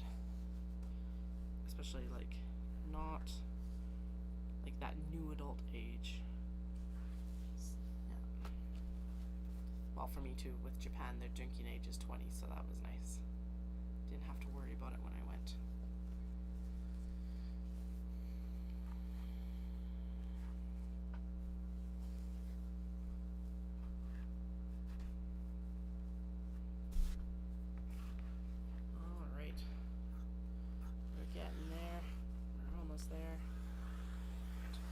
Tried to slice through those bunnies. Get out of here, bunnies. This is such a good navy color. It's like, oh, so good.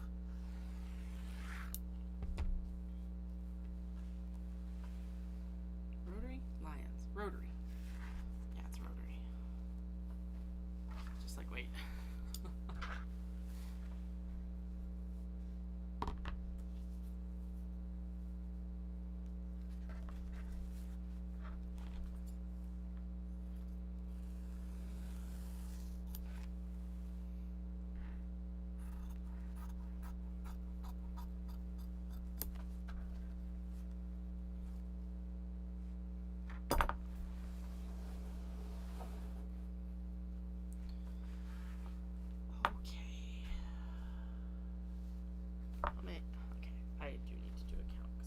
We're so close. How close are we? 1, 2, 3, 4, 5, 6, 7, 8, 9, 10. We are 10 away from the end. Yay! And I can count to 10 tonight. That's an accomplishment this week, as we know. Fill out some forms for kiddos. My eldest's preschool for like some screenings and stuff like that. Because we've been working with a speech language pathologist, And they've marked them up that they need to have some more support while they're in school. That's fine, but they're going to also work with an OT, so the occupational therapist, and just make sure like fine motor skills are up to snuff, all that, which is awesome. That's part of why I wanted them in preschool. It's just all these check-ins, because it's not like I know what the milestones are supposed to be. I was pretty sure they were a little bit behind on their speech, but it's like each kid is so individual that it's like it's hard to tell sometimes. But even working with the SLP on Zoom for like this one is cut for like 6 months has improved the speech so much. I'm really excited to see what like an in-class SLP, like how that will benefit the kiddo. So super exciting for that to happen.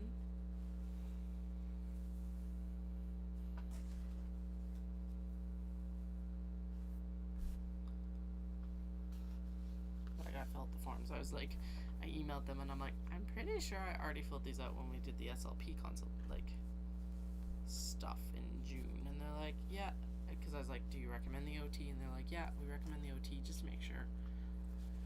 I'm like, okay, I'll make sure that everything's filled out, but because I don't remember. I'm lucky that my head's screwed on, or else I would forget that most days. Hello. What happened to the other piece of that? Did it get picked up? Yeah. Okay. It got clipped in. There you go. I also figured the earlier the interventions you can do with that sort of stuff, the easier it is for everyone, and the less frustrating in some ways, because you can tell that the eldest is getting frustrated when they're communicating and they can't, like, pronunciation is one of the things that they had, and like just the full communication in general. So it'll be like less frustrating for all of us once they can communicate more clearly. And I'm very glad that we're able to access those supports through the preschool as well.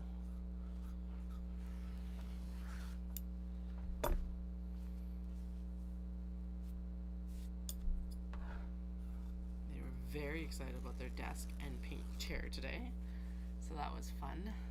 They haven't really been downstairs because Dallas has been taking care of them upstairs, so that I can stream, because I'm not streaming with the kids around.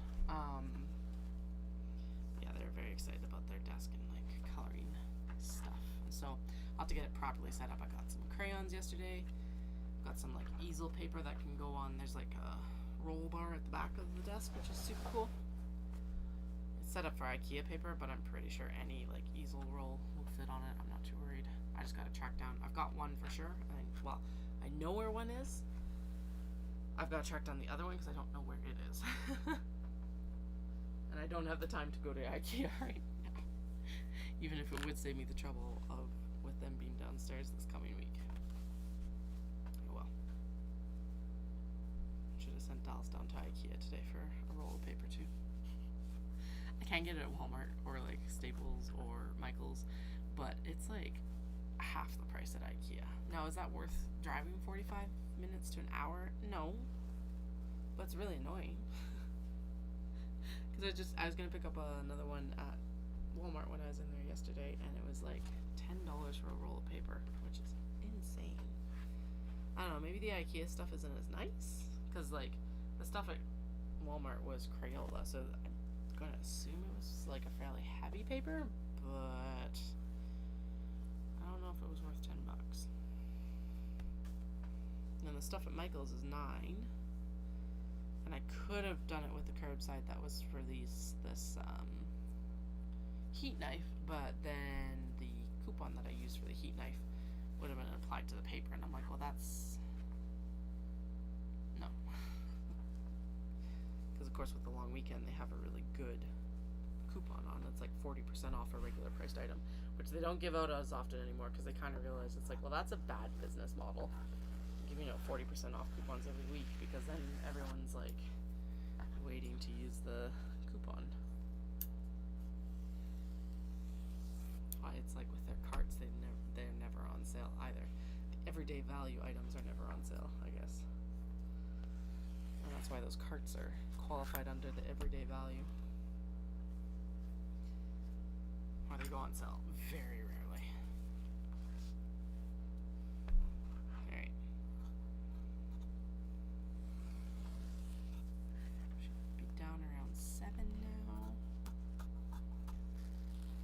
I'll have some spare interfacing afterwards. I wonder, actually, I think there's some on the chair here.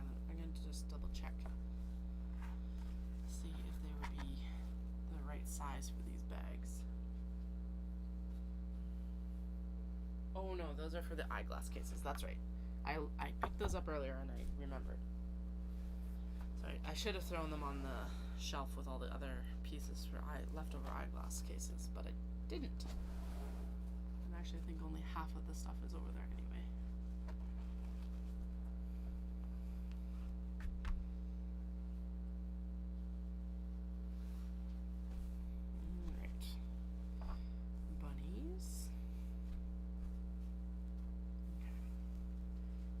Better enough that I will probably come back on and like stream tonight so that I can get this stuff finished. Obviously I could do it off camera, but the streams just keep me on track rather than like ending up on my phone and scrolling for hours. It's like making an appointment with myself and with everyone who joins me on stream as well, obviously. I will be here. Now, granted, it's kind of like I'll be here at this time-ish right now, but, you know, some things take precedence.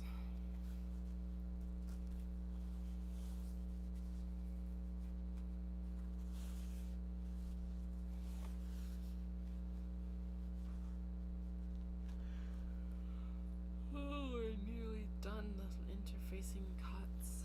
Sweet. And I'm pretty sure I can sit down to use the steam press, which will be good too. Did get out for a little bit of my run today, but it's supposed to be a 45-minute run. Unlike Monday, Wednesday, Friday, or Wednesday, Friday, I only got 35 minutes, which honestly, it's like, okay, at least I went out and did something, which is better than nothing.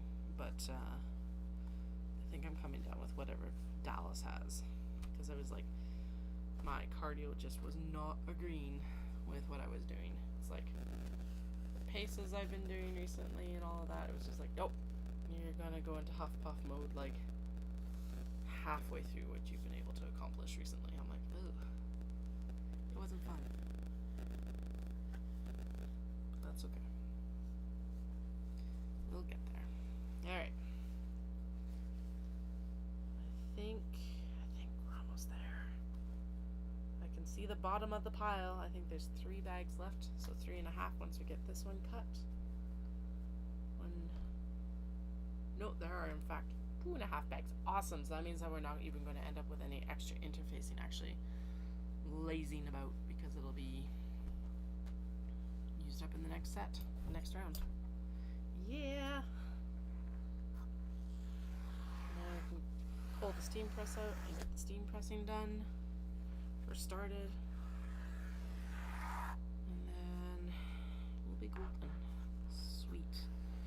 This has actually gone smoother than I anticipated it, especially considering the fights we've been having with the fabric running out. Okay. Yay. And like I said, this patch of like fabric or interfacing, since it is fusible, I will piece it on something. I don't know what yet. Most of the time the key fobs get those, because the key fobs need such a weird, like, odd cut. And they're such a scrappy project as it is, that interfacing actually works really well for that. Alright, we're gonna put this over here. And then we've only got 2 more bags to cut the interfacing for. Sweet. Oh, where's your lining?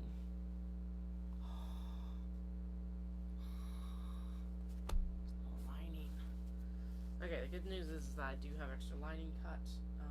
Bad news is that it's in the bin. But I do actually need the lining for that one. So we are going to pilfer the one from the sheep for now. And then when I move the chair out of the way, we'll go in the bin to get the other interfacing. Alright. Should just grab it. I already had the clip undone, but you know.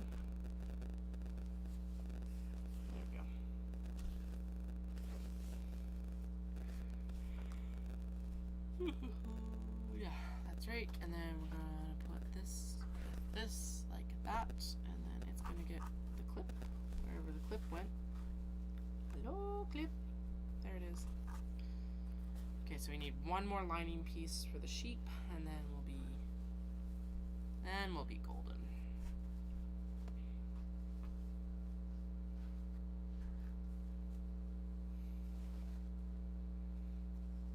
All right. Done. And done. Dun dun dun. Yeah, we did it, and I didn't run out of interfacing. Woot. Not that that was very much of a concern. It was just like one of those things in the back of the head of like, we run out of so much other stuff this season. Don't run out of interfacing or fusible interfacing. We already ran out of the non-fusible interfacing. Don't do it. Alright. There is all the fusible interfacing for the kato bags. Cut. We have done it. Yatta. Now I'm going to clear off my seat. Actually, I'm going to move the steam press over, and then I'm going to shimmy all the equipment around to the side here so that you can actually see the process. And then we're going to do the pressing. I'm going to go grab the triangle pouches, and so I'll be right back with those as well. Yeah, because actually, oh, what's the bead doing under there? How'd that get there? Weird. I'll be right back. Yeah, I'm going to actually put this to BRB. One moment.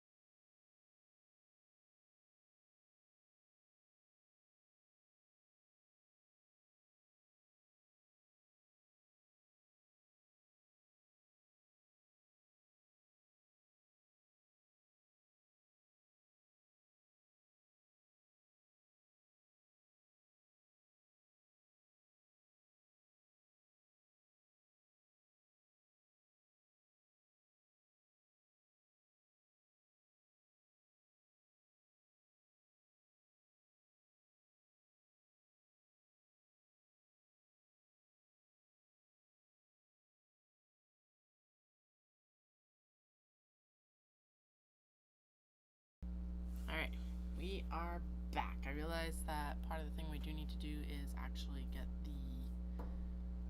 Oh, cat, you're not going to want your tail in there for long. Man, these two. Hi.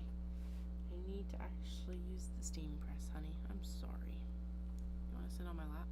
As soon as I stop the steam, you're not going to like it anyway. So the other thing we have to do is we have to do some fusing for the triangle pouches. So what I'm going to do is I'm going to do the kato, and then we'll prep the triangle pouches, because I'm pretty sure Paula's have been cut and actually have all of their like interfacing's non-fusible, but I'm just like, so we're going to go through and make sure that everything's right. Now the other thing I'm going to do is I'm just going to fold these interfacings in half. I know I said that you should be using it with so in that case with these guys, when there are these two cuts, I'm going to just trim it down, because then I can just press it once and that will be time saver. So I'm trying to show you the steam press and also do the face cam. Obviously the cat is kind of putting her butt in the way, but you know, like I said, as soon as we get the steam going, or she'll burn herself on the steam press. Get out of here then. Put her tail against it. That's probably enough layers, or else it's not gonna steam and like press properly. There's also like stuff on here from last time I was pressing things, so let's pull some of these filaments off. That looks like it was actually probably kimono.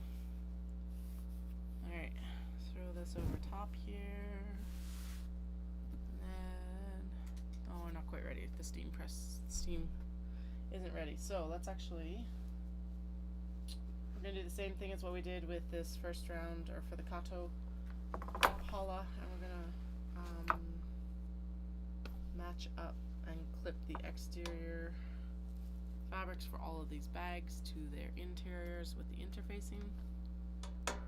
And then once this warms up, we'll start working with it. I'm not too worried about it right now. Alright, so because there is a ton of fusible interfacing there, so I want to make sure that, like, if we need to use the fusible, we're using it for Paula's bags first. Obviously, we need triangle pouches for Paula done first, since that's the wholesale order. Anyway, okay, so that was all cuts from the other night. These are the ones we need for these guys, I think, or generally. I just realized my actual like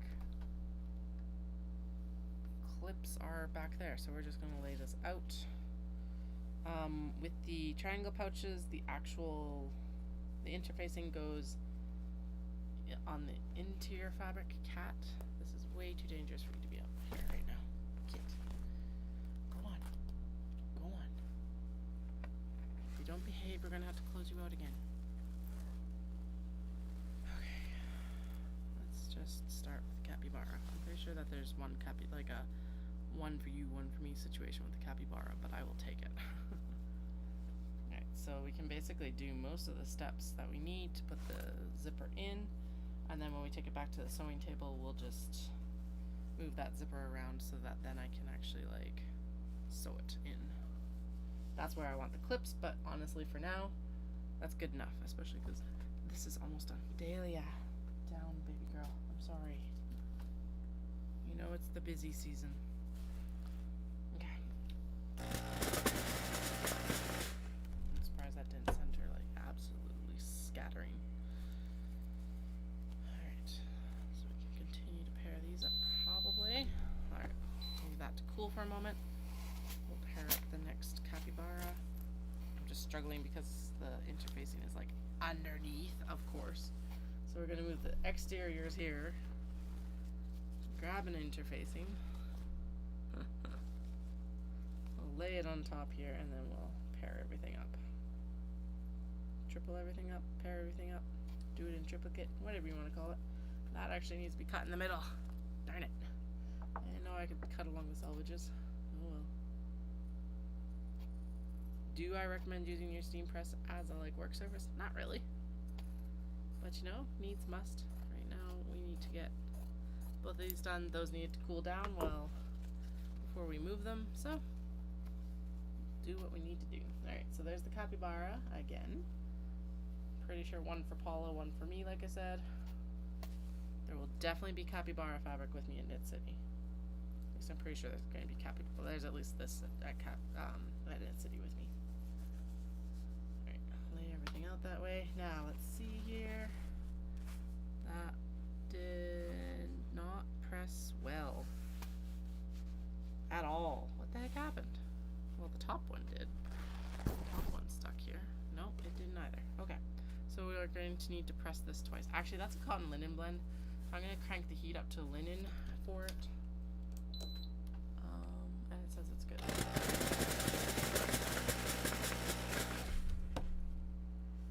You're only supposed to like steam it for 6 seconds. I don't even know if that was 6 seconds. I should probably count it off on my stream. Alright, now we're going to let it cool again. And a bunch of the linings for the triangle pouches slipped off my lap, of course. Into the ether. Alright, bunnies, especially the navy bunnies, are going to go with this beige fabric, so we can do those ones next and easily, since most of what I have on my lap is beige fabric. We've already pre-done the like zipper matching, so that's why I'm just able to like throw these together as packages right now. Little triangle pouch packets. This is where I need to transition a couple bins, or I need to get like some different sized bins to actually get. Oh, that's the flat surface. It looked like it was bent up. Anyway, I need to figure out a system for the when I have stuff pieced together, and it's like then, especially the smaller stuff. The larger stuff is easy, it's big bins.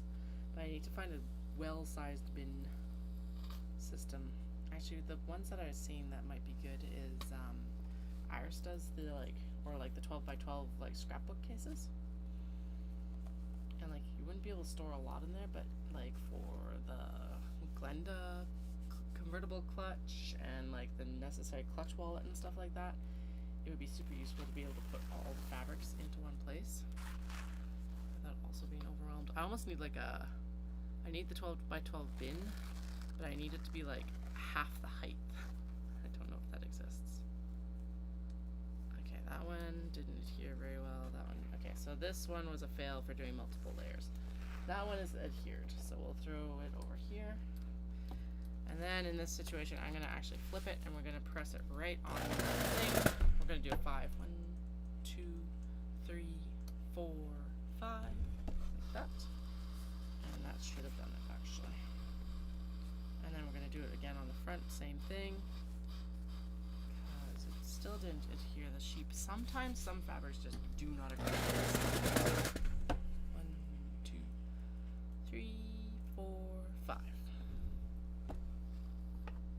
Alright, now we're going to take it out and we're going to let it cool on the cutting table, and then we'll come back to it to see if that actually adhered or not. Alright, this should be easier fabric because it's a lighter cotton fabric.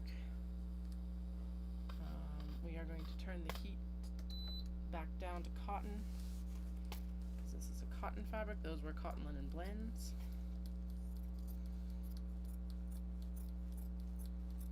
Trim up the interfacing. There we go. And we're going to just press the 2 layers instead of the 3 layers, and then the next one is cotton linen blend, so we'll do it just by itself because apparently the thicker fabric is just having issues tonight. Hey, I caught it. Alright, there we go. I also need more water in there, so I've got it underneath to fill it after this round.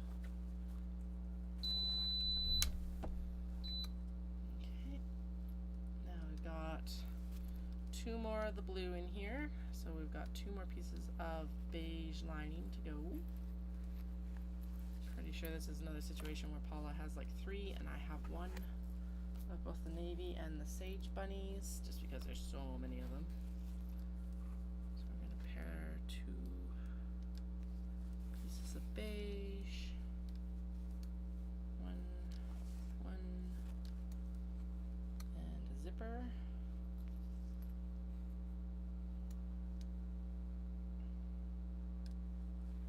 Like that. Oh, no, not quite.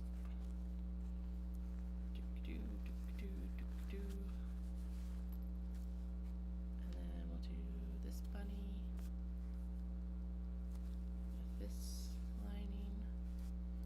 nice interfacing.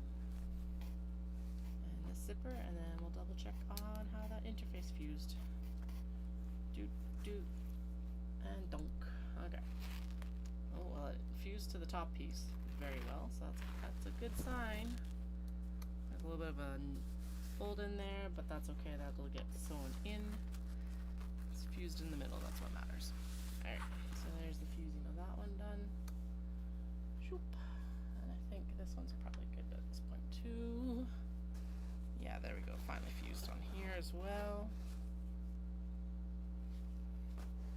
Just needed some extra convincing apparently. Okay, so we're just gonna do the one piece of the bunnies because apparently that's a stubborn fabric for the interfacing. That's good to know. Throw the protector over top. Oh right, we need to put more water. Yeah, we definitely need to put more water in. Sorry if that, I don't know how loud that is on stream.